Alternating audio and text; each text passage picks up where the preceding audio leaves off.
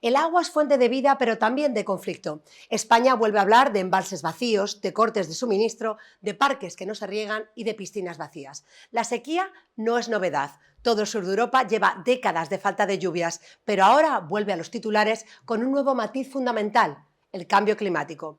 De todo ello vamos a hablar hoy en Vida, de crisis climática, de problemas y sobre todo de soluciones. Para ello nos acompaña una voz fundamental para entender la complejidad de este tema. Es Jorge Olcina, catedrático de Análisis Geográfico de la Universidad de Alicante. Hola Jorge, ¿cómo estás? Muy bien, aquí estamos. ¿Qué tal? Muchas gracias por acompañarnos desde tu estudio de la universidad en Alicante. Muchas gracias. Nada, es un placer, como siempre. Jorge, no hacemos más que hablar en medios sobre la sequía, sobre la declaración del estado de emergencia en zonas como Cataluña. La alarma social está ahí. ¿Cuál es la situación? ¿Hay motivos reales para que estemos así de alarmados? A ver, hay dos regiones españolas que tienen pues una precariedad, ¿no?, de recursos disponibles ya bastante importante, que son Cataluña, como tú bien decías, y Andalucía, y hay otras que están en la fase de incorporarse a esa situación si las condiciones de lluvia no cambian de forma radical en las próximas semanas, ¿no? Hablamos de la cuenca del Segura, región de Murcia, parte de Almería y sur de Alicante, y la cuenca del Júcar, ¿no?, que hasta ahora han podido ir resistiendo a lo peor, ¿no?, del embate de la sequía, pero que llevan un año hidrológico muy malo desde que comenzó el pasado 1 de octubre y, por tanto, son candidatas a incorporarse a esas zonas de España donde menos ha llovido y donde los recursos empiezan a escasear. O sea, que considerarías, Jorge, que la alarma sí es real, ¿no? O sea, ¿y por qué hemos llegado a Sí, esta situación, Jorge? sí, sí, totalmente, ¿no? De hecho, bueno, afortunadamente venimos de un otoño que ha sido muy lluvioso, sobre todo en el centro, oeste de España, el norte, y eso ha permitido mitigar un poco la situación de sequía que también se vivía en otras regiones españolas del centro, incluso del norte peninsular, pero queda digamos, la zona ahora más problemática, que sigue siendo Andalucía, que sigue siendo Cataluña y que potencialmente incorporará pues las cuencas del Júcar y Segura en las próximas semanas. Jorge, ¿cómo crees que hemos llegado a esta situación? ¿Crees que España ha vivido de espaldas a esa condición de país del sur de Europa, que llueve muy poco desde hace muchos años? A ver, es una acumulación de causas, ¿no? Por un lado, una sequía siempre es un fenómeno climático, atmosférico, deja de llover con la regularidad que llovía en algunos territorios y eso, con las demandas existentes, pues va haciendo que cada vez los recursos sean menores para atenderlas, ¿no? A eso se suma seguramente la poca actuación que ha habido desde el último episodio de sequía importante que se haya vivido en esos territorios para poder haber llevado a cabo nuevas actuaciones, ¿no? Actuaciones que podrían mitigar el impacto de esa falta de lluvias, ¿no? Por tanto, se aunan factores físicos, digamos, climáticos estrictamente, con factores humanos de, digamos, una actuación que no ha ido acorde con el problema climático que se vive en nuestro país. No hay que recordar que la sequía es un elemento propio del territorio español, ¿no? En algunas zonas más que en otras, pero regularmente a lo largo de la historia nuestro país ha padecido sequías, ¿no? Quizá el rasgo que estamos notando en los últimos años es que ahora se incorpora un factor nuevo, que es el factor del proceso de calentamiento, de cambio climático, que está haciendo que las sequías dejen de ser cíclicas para ser más habituales, más frecuentes y mucho más intensas, ¿no? Y claro, se ponen en jaque los sistemas de abastecimiento de agua. Justamente, Jorge, esa era mi pregunta, porque yo y probablemente muchísimos telespectadores nos acordamos de aquellas sequías de cuando éramos niños. Yo también he vivido esos veranos donde casi no se podía ir a la piscina, esas restricciones. ¿Qué cambia con respecto a aquello a lo de ahora? ¿O es lo mismo? ¿O tenemos ese peso, como has dicho tú bien, del cambio climático que lo hace una emergencia más fuerte ahora? Sí, seguramente los efectos que ahora se van a vivir, que ya se están viviendo, por ejemplo, en Cataluña, no recuerdan a entonces, ¿no? Porque volvemos a estar en situación de lo que yo llamo agobio, ¿no? Dependiendo de que llueva y vemos que el cielo no termina de cubrirse de nubes y de precipitar lluvia, ¿no? Quizá han mejorado algunos elementos, algunos factores, desde aquellas sequías tan importantes de comienzo de los 80, comienzo de los 90. Es verdad que en algunas regiones españolas se han llevado a cabo actuaciones, se han implantado plantas de desalación para poder garantizar suministros, se está reutilizando el agua depurada, pero vemos que aún así esto resulta insuficiente, ¿no?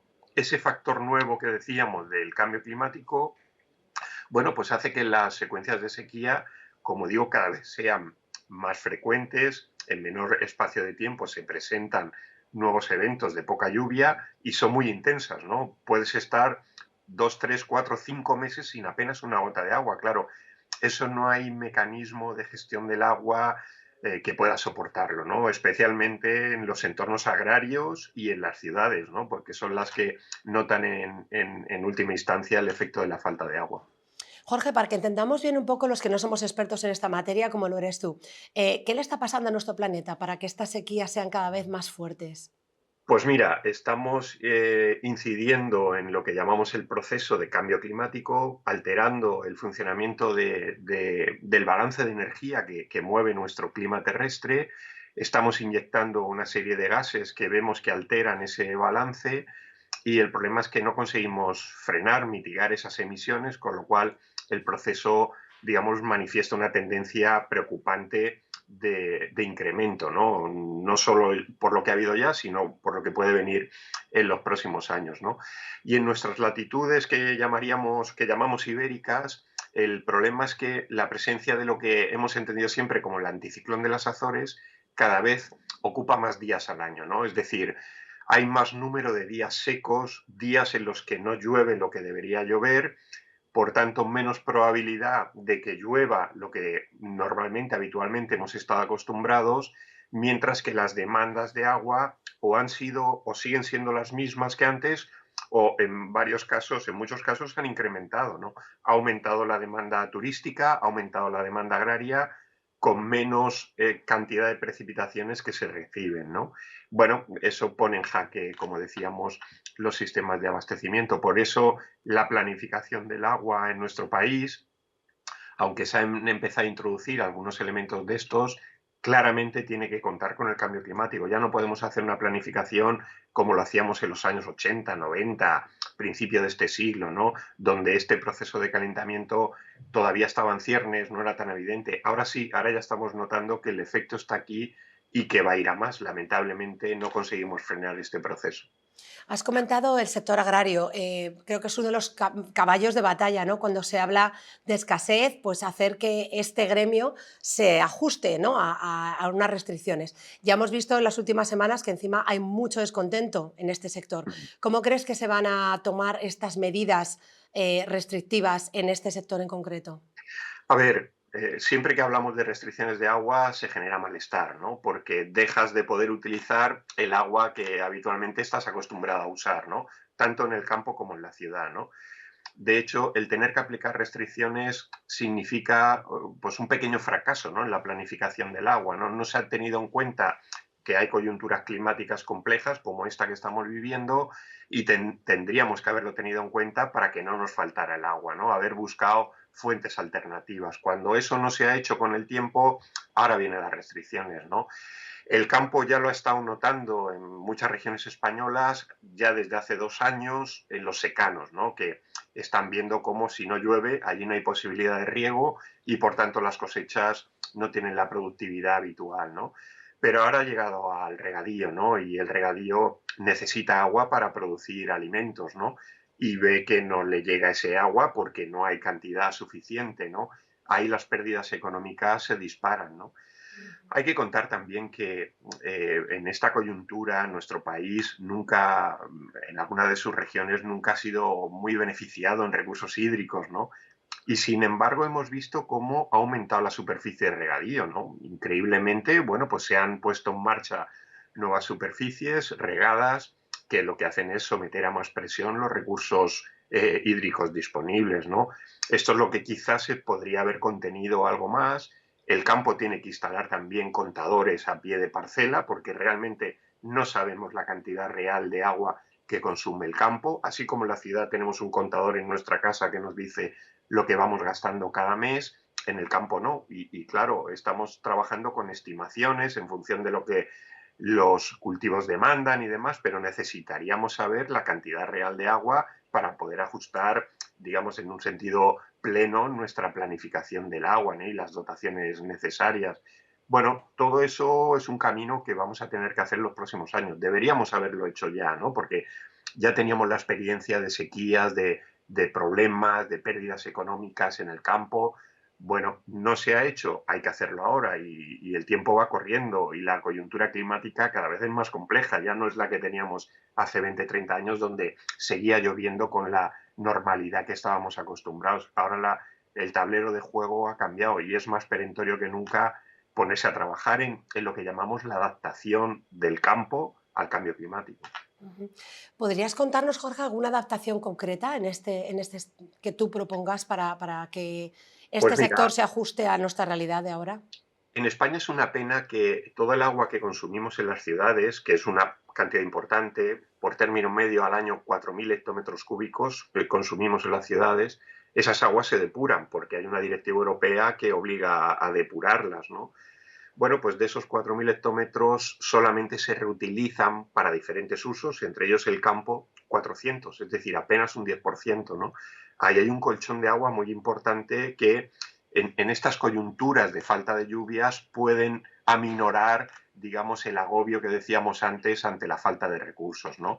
Ahí hay un camino importante por hacer. Hay que mejorar nuestras plantas de depuración para que el agua tenga el nivel de calidad necesario y que el agua empiece a utilizarla. Habrá que hacer inversiones en conducciones para llevar el agua desde esas depuradoras al campo, ¿no? Y luego puntualmente pues va a hacer falta o bien incrementar en aquellos acuíferos que lo permitan las extracciones de agua. Es verdad que en alguna zona ya el uso del agua subterránea está por encima del potencial de recomposición de esos acuíferos y, por tanto ahí no va a ser posible aumentar, o bien buscar fuentes alternativas como la desalación en las zonas de costa, ¿no? Es decir, sabemos que la desalación de momento es cara para el campo, pero pueden haber sistemas de compensación tarifaria entre la ciudad que pague un poco más en su recibo del agua para que el campo pueda recibir esas aguas y pueda regar, ¿no? En estos momentos de sequía.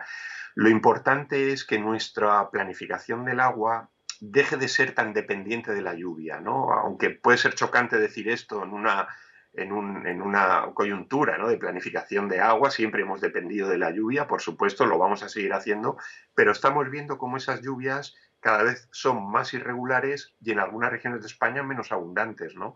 Por tanto, tenemos que buscar soluciones alternativas que deben pasar por estas que yo te comentaba, ¿no? Reutilizar toda el agua posible que podamos de depuración con buena calidad y en casos puntuales tendremos que usar, que de hecho ya hay agricultura española que utiliza agua desalada, ¿no? Bueno, pues es un recurso que está ahí y que abaratará sus precios en el futuro. Se están empleando fuentes de energía alternativas que abaratan los costes. Bueno, pues son tecnologías que están llamadas a tener mucha mayor presencia en la planificación del agua de nuestro país. Jorge, lo comentábamos antes, que esta situación de escasez de agua es muy dispar en nuestro país, porque hay embalses, por ejemplo, en Galicia, que ha llovido bastante, están al 80%, y voy a poner un ejemplo, en Cádiz están al 15%. Sí. ¿Cómo se gestionan estas diferencias entre unas regiones y otras? En España la planificación depende de lo que llamamos las cuencas hidrográficas, ¿no? Ahora les llamamos demarcaciones hidrográficas, ¿no? En cada una de ellas se elabora un plan para poder saber qué recursos hay y qué demandas hay. A partir de ahí se arbitran las asignaciones de recursos, ¿no? Y claro, como nuestro país es tan variado en variedades de clima, en tipos de clima, hay zonas más lluviosas en el norte, menos lluviosas conforme vamos hacia el sur. Bueno, pues cada cuenca hidrográfica planifica en función de sus características, ¿no? Otra cosa es que pudiéramos decir, oye, pues lo que sobra en un sitio que se vaya a otro, ¿no? Es un poco lo que tradicionalmente también se ha pensado en España, el realizar grandes conducciones de trasvases y demás, ¿no? Se han hecho algunos grandes trasvases en nuestro país, ¿no? Y están en funcionamiento. Es verdad que la coyuntura actual de cambio climático, donde hay zonas que están experimentando una pérdida de recursos de lluvia, los trasvases cada vez van a ser más complicados de gestionar, ¿no? Se une a esto también la utilización política del agua, ¿no? Que hace que haya discursos diferentes de cómo solucionar este problema, ¿no? Yo siempre digo que en materia de planificación, gestión del agua, el agua está por encima de la política. Es decir, el bienestar del ciudadano, la necesidad de garantizarles una seguridad hídrica está por encima de la ideología política que gobierne en cada territorio, ¿no? Lo primero es atender a las demandas de los ciudadanos. Y eso, lamentablemente, estamos viendo que no se hace, ¿no? Y surgen los problemas, ¿no? Saltamos de una sequía a otra, de una sequía a otra, y vemos que no hay solución, no ha habido una sustitución de recursos, búsqueda de recursos alternativos, y surge el problema, ¿no? Y bueno, pues lamentablemente nuestro país, que es un país desarrollado, debería haber superado ya desde hace años estas fases, ¿no? De angustia, de emergencia, de sequía, ¿no? Y sin embargo vemos que siguen estando porque no se hacen las cosas lamentablemente como se deberían. Jorge, para el público de a pie, yo creo que para todos, a veces es difícil entender que llueve mucho en una zona, por ejemplo, este otoño en Madrid ha llovido muchísimo, pero luego esto no se refleja en las reservas de agua, los embalses no se llenan. ¿Cómo podemos explicar esto? A ver, depende del tipo de lluvia que caiga, ¿no? Lluvias de bloque, de chaparrón, digamos, de una tormenta que te deja a lo mejor 40, 50, 100 litros, pero en apenas 1 o 2 horas, bueno, se capta una porción, pero no toda, ¿no? Además son lluvias muy localizadas que a lo mejor quedan muy lejos de la ubicación del embalse, ¿no? Para que se puedan llenar los embalses necesitamos lluvias, digamos, de continuidad, lluvias de borrascas que vayan entrando una cada semana o cada 15 días y nos deje buena cantidad de lluvia, y eso sí que contribuye a alimentar, a rellenar los embalses y los acuíferos, ¿no? Pero nuestro país cada vez está teniendo menos días de lluvia efectiva al año, y cuando caen de forma más intensa, más de golpe, ¿no? No son lluvias tan aprovechables como pensábamos, ¿no? Y eso es un efecto también del proceso de calentamiento que estamos viviendo, ¿no? Nuestras borrascas ya no son las borrascas que teníamos hace 20, 30 años, han cambiado, internamente funcionan de otra manera, ¿no? Caen más de chaparrón, de intensidad, y eso a veces no permite rellenar los embalses, ¿no? Hemos perdido, por así decirlo, esa regularidad, esos otoños, inviernos con muchas borrascas que iban entrando. Lamentablemente eso ya no se está dando en nuestro país. Tenemos una borrasca, luego 15 días de anticiclón y ambiente soleado que te evapora agua porque el sol calienta y evapora el agua que hay en los embalses. De golpe otra vez otra borrasca, pero así no conseguimos rellenar esos embalses, ¿no? Como tú bien decías, sí. Jorge, si tuvieras que decirnos tres acciones concretas, por ejemplo, tengo Sí. unos amigos que el rato en el que quieren ducharse y ponen la ducha y cae agua muy fría, ponen baldes de agua y ese agua la reutilizan, por ejemplo, para regar plantas o para hacer otro tipo de cosas. ¿Nos puedes decir cosas muy concretas que a lo mejor en casa alguien se lleve esa idea y diga, venga, esto lo voy a empezar a hacer en casa y voy a tratar de poner mi granito de arena? Pues mira, esa medida es importante porque perdemos mucha agua en esos primeros litros que abrimos el grifo en la ducha y sale fría y no queremos meternos todavía en la ducha, ¿no? En las cisternas de los váteres, de los inodores, lo mismo, ¿no? Se pueden rellenar con botellas de agua abiertas para que se llene esa botella, y por tanto ahí tienes litro y medio, un litro, litro y medio que no gastas, ¿no? Que se queda ahí en reserva. Por supuesto que hay que implantar sistemas de atomizadores en los grifos, grifos descargadores de inodoros de doble pulsador, en fin, para no hacer el derroche de que toda la cisterna se vaya en un solo golpe. Bueno, ese tipo de medidas, ¿no? Tanto en las casas como también en los destinos turísticos, en los hoteles, bueno, pues hay que hacer ese esfuerzo, se está haciendo, porque eso, querámoslo o no, ahorra agua, ¿no? Si tenemos césped en nuestros jardines, tal, bueno, pues intentar que o bien pasar a césped artificial o bien buscar aquellas variedades que sean menos consumidoras de agua, ¿no? Los jardines de las plazas y tal en nuestras ciudades no tienen por qué tener especies tropicales, ¿no? Que son muy demandantes de agua. Pueden ser especies más mediterráneas, ¿no? Que están más acostumbradas a la sequedad, ¿no? Bueno, medidas de ese tipo ahorran en la escala más inmediata, ¿no? Y como digo, en el campo contadores, medición exacta, un gasto muy prudente del agua, intentar frenar en algunas zonas de España esas ampliaciones de regadío que a veces no tienen sentido, a veces luego los cultivos no se recogen, no tienen valor, se pierden y ahí has derrochado miles y miles de litros de agua en ese riego, ¿no? Bueno, ese tipo de situaciones, ¿no? Y para eso está la planificación. Lo que necesitamos concienciarnos es que en nuestro país la planificación es una pieza fundamental, ¿no?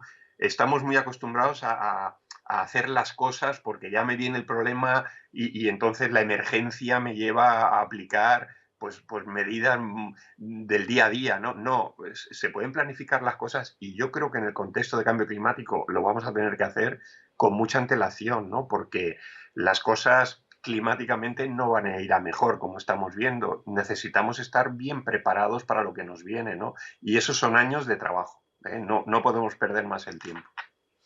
Jorge, nos quedamos con esa idea, con la planificación y con que ahorrar agua es cosa de todos.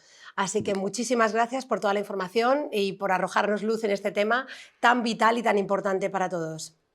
Nada, es un placer. Gracias a vosotros por preocuparos de cuestiones tan importantes para el funcionamiento de una sociedad como esta. Sí. Perfecto, muchas gracias. Y a vosotros que estáis en casa, ya sabéis, ahorrar agua es cosa de todos y seguir con nosotros en vida, que tenemos muchos más consejos para que tengáis una vida saludable.